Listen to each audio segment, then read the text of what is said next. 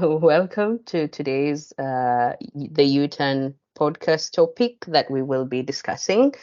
I am going to be your host, or rather facilitator for the day. My name on the screen might show up as Susan Solomon. That's my professional name. But range here that you're going to find me on social media on are my name is Aluel Mabiorwar. That's the name that I use outside of the professional work. So if you see Susan Solomon and then see Aluel Mabiorwar, it's one person. I have three ladies here today with me that will be discussing this topic. So I will let them introduce themselves before I introduce the topic properly. So I will start with Alakir. Hi, Aluel. Nice to meet you over Teams. Yes, Alakir Deng is my name. You might see Alakir Akoy, but Akoy is my grandpa, so that's fine. I am joining the podcast in Vancouver, BC, and I'm super excited to get into this topic today because it really does apply to all of us in this show. Thank you. Yep. And next that I see on my screen here is Rhoda. Hello. Thank you, and thank you, Alwell, for facilitating this discussion. My name is Rhoda Chia Luel, got on my screen, and it's your Rhoda Paul Philip. And I'm joining from Ottawa. And of course, I'm very excited to tackle this today's topic. Very interesting one. Thank you. And finally, Hey, how are you guys doing? My name is Monica. Atiawalid Majak, and I'm joining from Australia. I just came for a visit. So I'm really excited for today's topic because it does really applies to most of us here, and there's a need of us to, just talk about it and see. So I'm grateful. Thanks, Alua, for joining today. And yeah. perfect. Thank you. Welcome all. And I'm joining from Ottawa today. So the topic of the day is transatlantic relationships. And by that, we mean relationships within our community where members of our male, well, not, let me not specify male, members of our community prefer to go back home to establish romantic relationships instead of picking partners within the Western communities that they already reside in.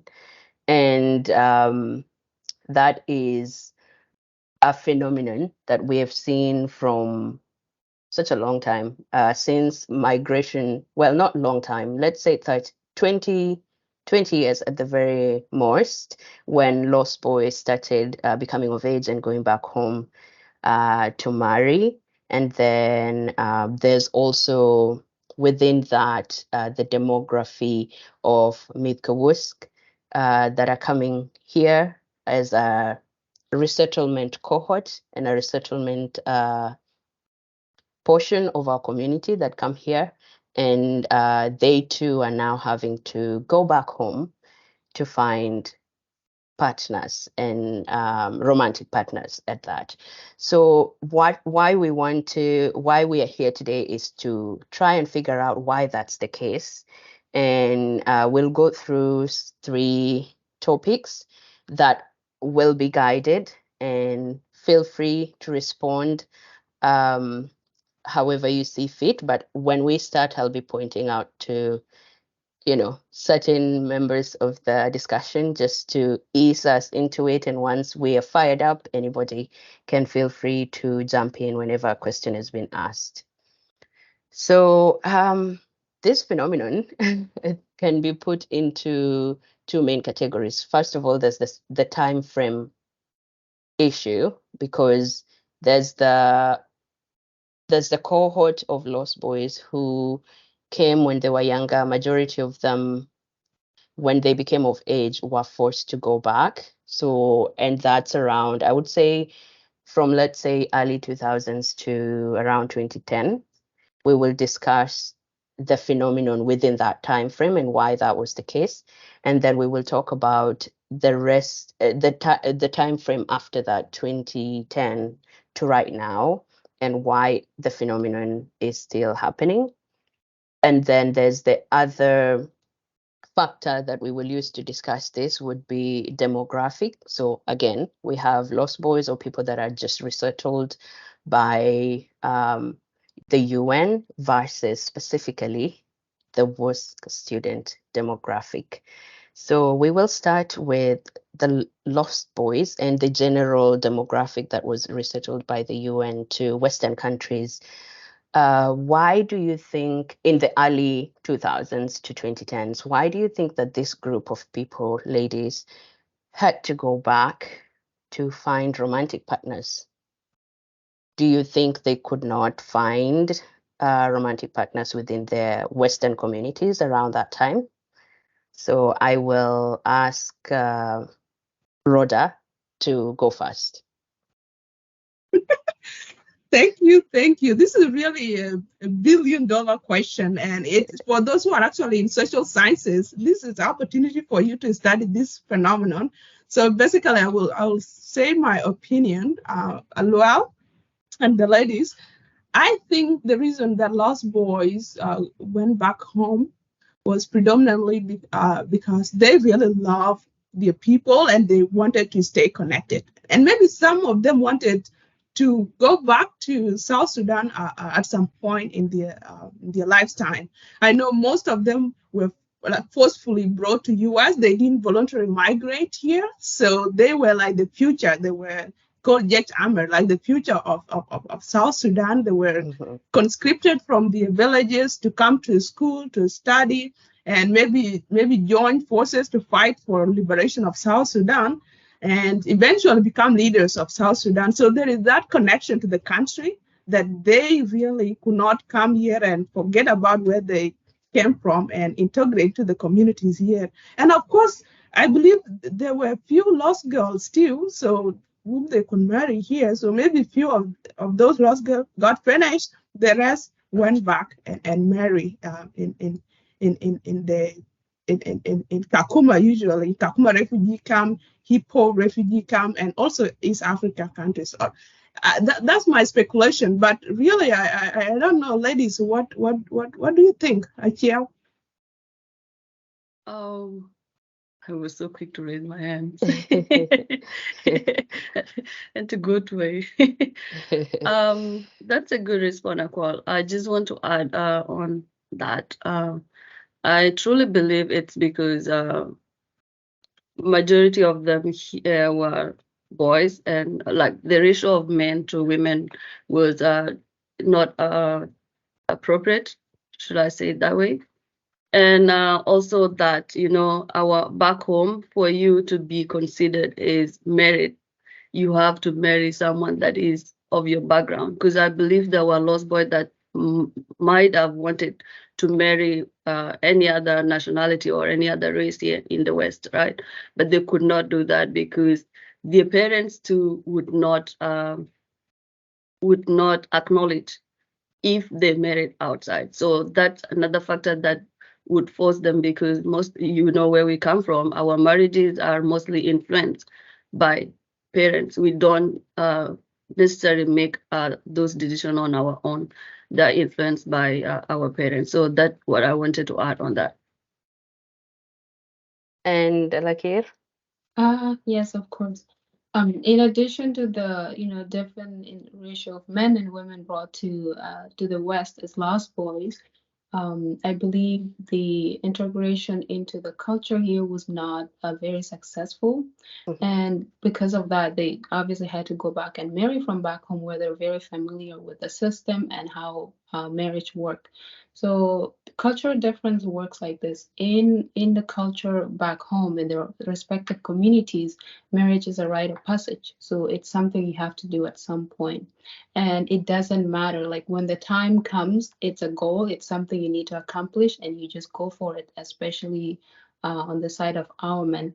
As compared to the West, when marriage is not necessarily the goal of being in a relationship.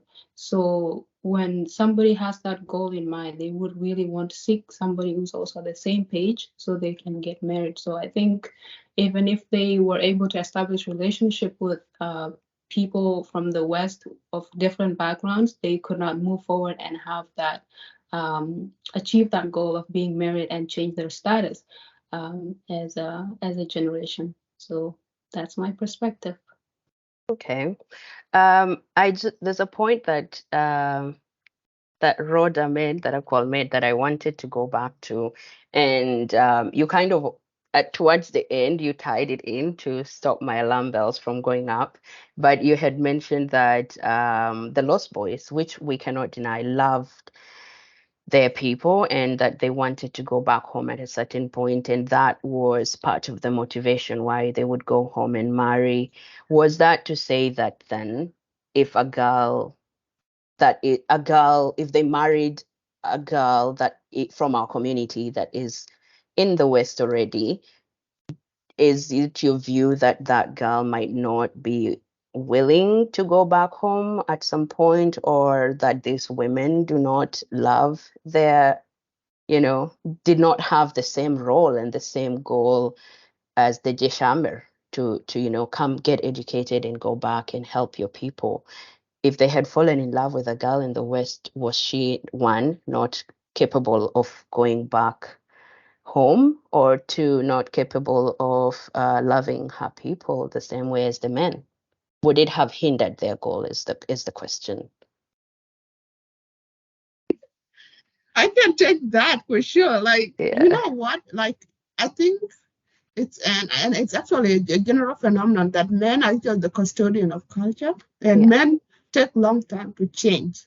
Yeah. So back to the point that Alaki raised, it could have been possible that some of the girls came here and integrated real quickly, even married to other races or other, nationalities here. But for men to just come here and integrate that quickly, I don't think that could have been possible. And I feel like, for the most part, women really adapt to the new culture, integrate quickly to new culture than men.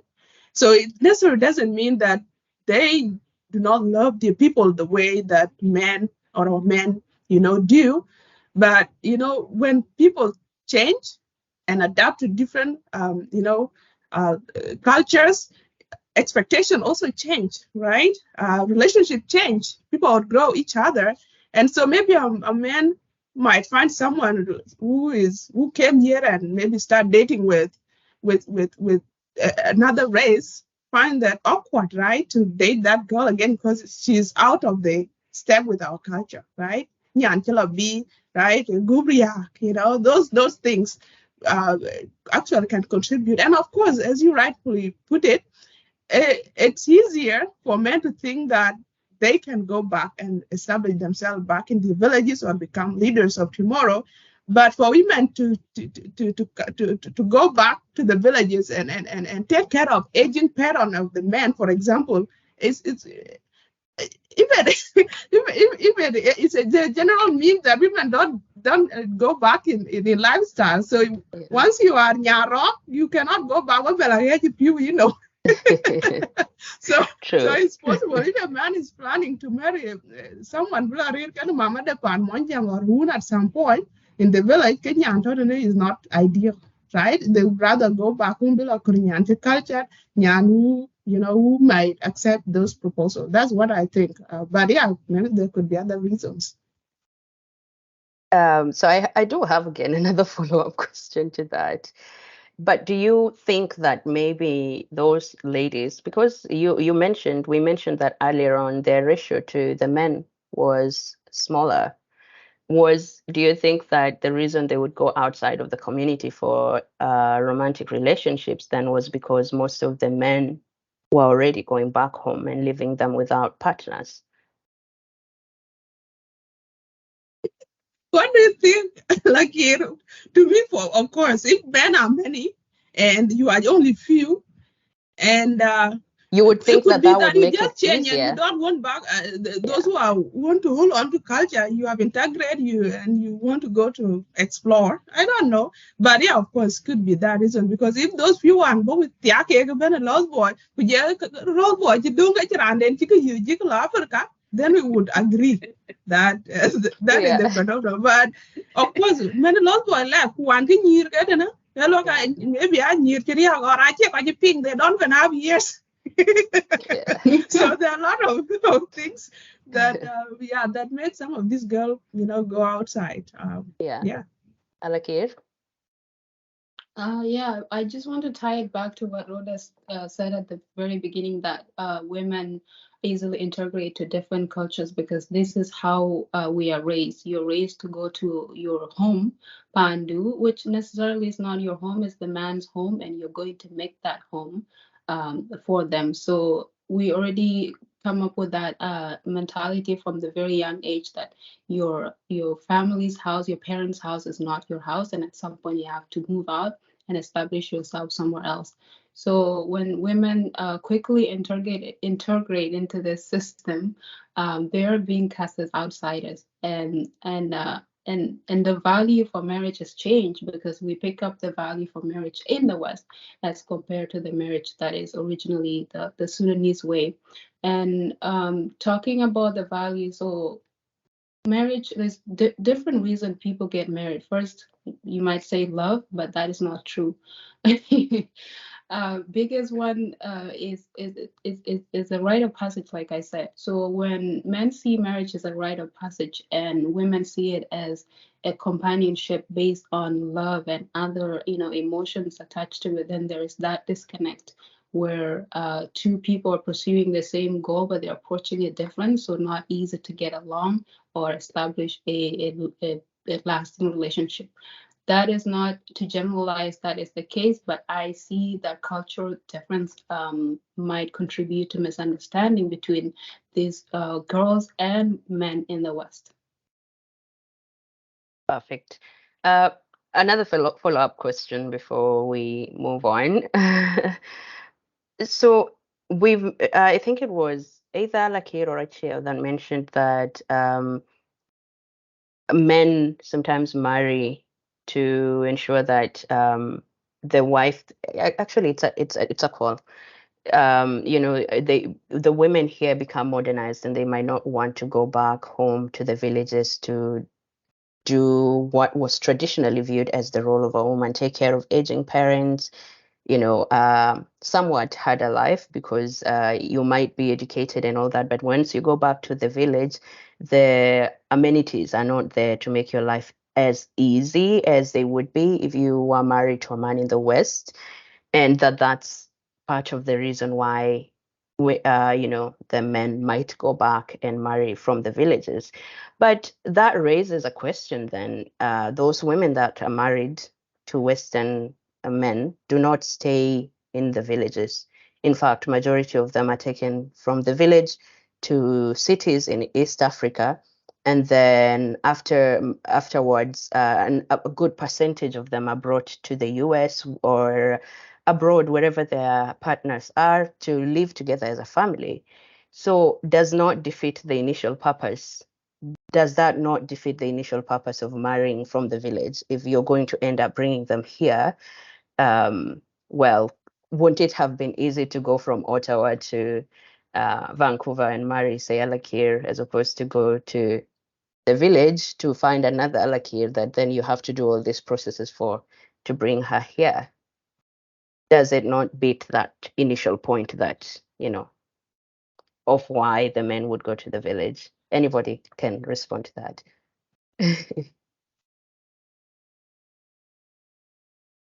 I think actually you actually raised a very important question.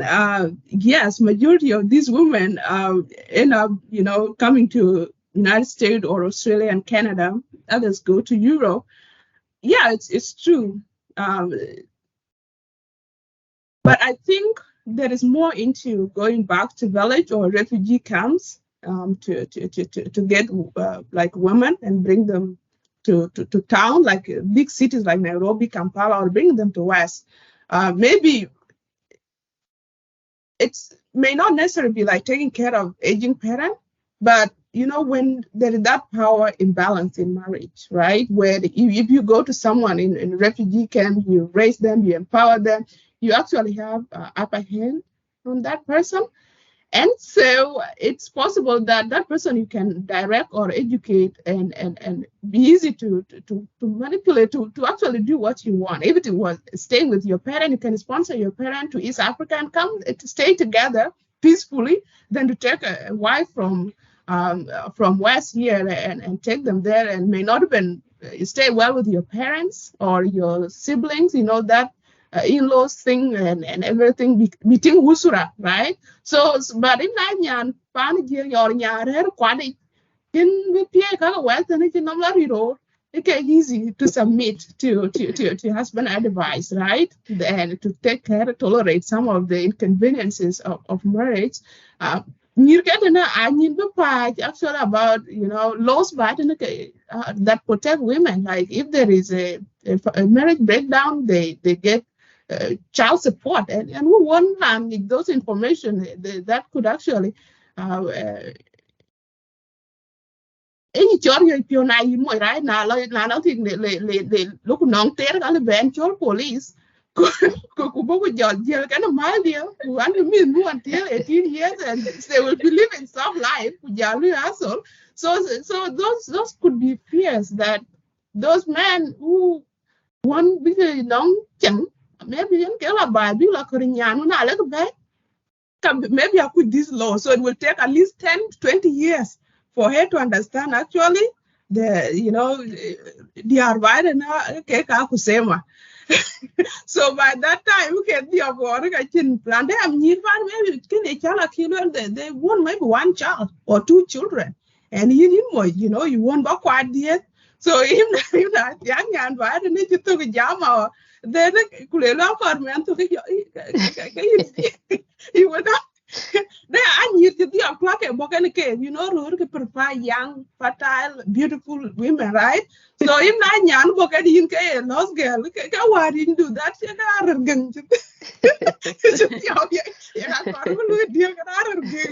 America, so I got a young thing innocent by so there are so many reasons that could explain why even though you could yell better. Why can't they just settle with him and can't out and that my sort I care really I think in that arena no point. She was ready. Yep. I wanted to divert a little bit from this. A long point when this phrase will girl nyariak or something, right? So it could a woman could easily go home and marry if they decided and bring someone here, just the way Lost Boy do, right? Or station the husband in Nairobi or these East African countries. But it would not be possible, right? Because you say that you said before, men have upper hands when it comes to marriages. So they could easily do that. But this phrase that react. So in that it's a disadvantage women, both like here and back home. Because, for example, I could say today, let's say, I could say today, if I were back in those times of lost boys and lost girls, if I was a lost girl, I could really want to go back home, right, and marry. But because people have fixated their mind back home that Nyito Ariak, right, that one reduces my chances of getting someone, back home. So there's that fear. There was that fear in them, and it constrained them from, going back home and marry, because you are most likely not going to be accepted or be acknowledged. Because pinya ni jelobe pinjala kwanya kolweli gal bu wenda bijabe thiake ekichiriak lweli ye wenda en chikeda ngecho nguchi lunyi tiam kuri kama yenguchen ko ekethia maria. That's why 110. And then because our men tend to not integrate into other cultures real quick, there was that mindset with them to about nyan nyirku antoken waka riak. So I rather just go home and marry nyan tila chal nyan beautiful baby waruti and stuff like that. So there were those two constraints. It was not I don't think it was they did not want to go back home. They really wanted to go back home, but that phrase Nyairia constrained them here. you rather just stay here and get someone outside the race or outside the community, or get someone, wait for as long as you want and get someone here, because they were disadvantaged more than the man. So that's my take on that.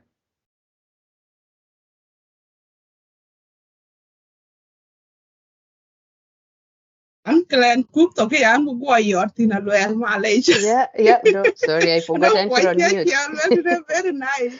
There, you know, culture that, you know, in our culture, not even in most cultures, you know, the place of men in our society is high up there. You know, men are seen to be like providers, breadwinners, you know, leaders of the family. And for a woman here,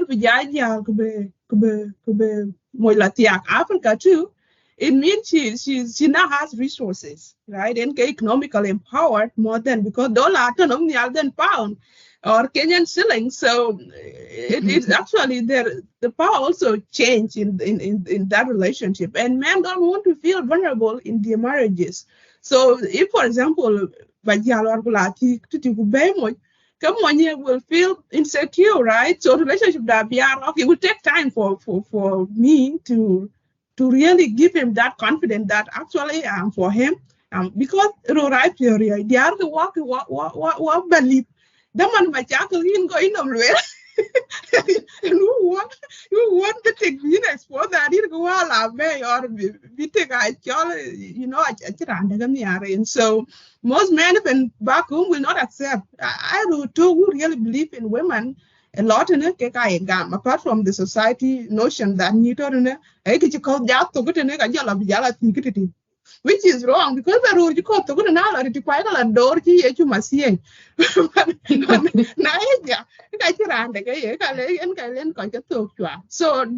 culture where any non taken place in our society also limit that, and so most girls would prefer just to avoid all those dramas someone by kurant or into other races to choral now because you don't want coach babenia because it will be a tedious process and really coachable. They're not easy.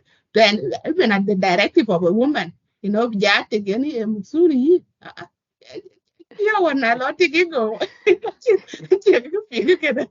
So it is hard. I very few confident men intake, and it's a huge risk to them, but it's working. Actually, it's possible. The success stories where women roll away and they live harmony for many years. And so, but I have few cases, a lot of cases but dynamic in the house and decision making because they could not know where now she is part of the decision making, and even you feel insecure, relationship become rocky, they divorce, and then they say, well, maybe you don't take, maybe you take them. It's just that much is insecure in that marriage and they cannot handle anymore. I like Richard thinking and they think you are the mama. Yes, absolutely. I want to contribute to the topic of Nigeria,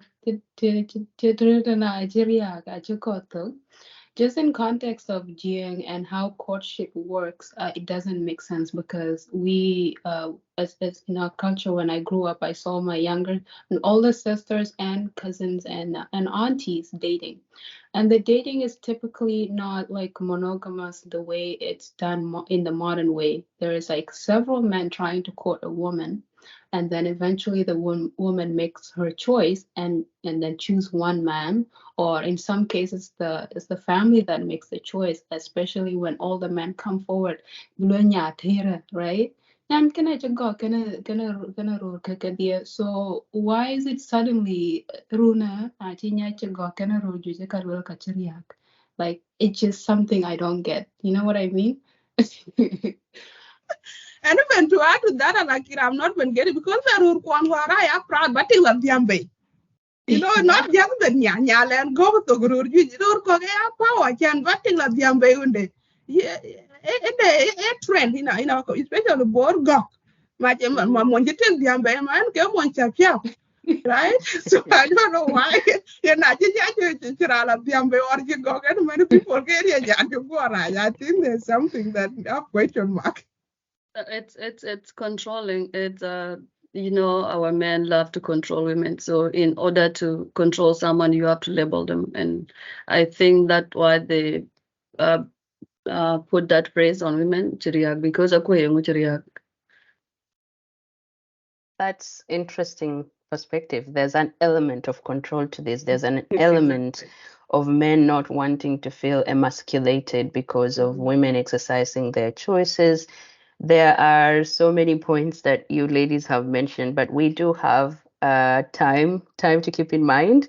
So is it, just to summarize here, or more, not to summarize and also to give to ask a question, would we then say, would we agree on this panel that all the reasons we've listed here as to why the men go back home apply to why the women here might also go back home to find spouses? Yeah, we do agree. Just so that we do not rehash them. Yeah, Achille, go ahead. I would not agree to some extent. Okay. Because, you know, as I said before, marriages decisions, especially for men, are greatly influenced by their parents or their relatives back home. So most of the time, even when they want to marry here or they want to make their choices independently, someone somewhere back home would be like, oh, mama do it up. Inchilo thiki nyanto ir, imi be thiki nyanto baitene, be mama do be mu. I don't know I don't know if it's making sense, because why would you marry someone just because of your mom? Your mom had his husband, your dad. They did their thing. That's why you are here. Is it not time for you to do your thing so that you can have a baby? So I would disagree that it's the reasons are same. No, reasons are not same. Another aspect to that is that our men, the second part is that alabitity, because they have that fear in them, because, you know, when they feel like they can no longer control you, or they feel like that you are way up there, right? They don't want that. And so those few men that are or many men that are insecure would prefer to go home and marry. Have you ever asked yourself, why do they go home and marry these Nyirti to 18 years, 17 from the villages that have not been empowered, and leave women who know what they are doing back in East Africa? Kulekelo villages, Kulekebe. It's not about Nyirti. It's the fear of not wanting someone that have voice. They don't want someone that has voice. They feel like if that is the case, then their masculinity is being it's diminishing or something like that. Let me just put it like that. So it's not the case. The cases are different. Women here go back home mostly because of love, or mostly because they have looked around and they have not found anyone that really want to marry them. But for men, it's influenced by a lot of things, and some of the things I've just mentioned, and you guys have mentioned too. Thank you for that, and for bringing it back to why do women go back, because we will address things that you've raised, such as marrying somebody with no voice, as somewhat of a whole different question in its own. We will circle back to that. But for now, if we could bring it back to why do women go back? You've mentioned two things, which is number one, because that's where they found love. And number two, because their choices are limited here. So they have a bigger pull back home than they do here. Rhoda? Yeah, thank you. And what the women there, right? So we are Yeah, what the age boys between? can go Yeah. and boy immigration. We are Kumagabe from Khartoum, Egypt, Yes. South Sudanese. Okay, perfect. What Perfect. yeah. So some of one other reason why those women by now I adi kokano mitke do mitke dia mitke one. Some of them actually I can mitke kejal kechin and they are broken. Koko achero ra chen ro kejal kechin. Na ko jiga tia. So koko alu revenge too So if now, if for example, in Yan, Kidoy went on 99, Bukutia, in Kirane, and you been all away for, who generally replay, take Africa, you know, we are a pin of Anabalatik. Come on, go. So these women now they are put on pantalon, can't sleep are off.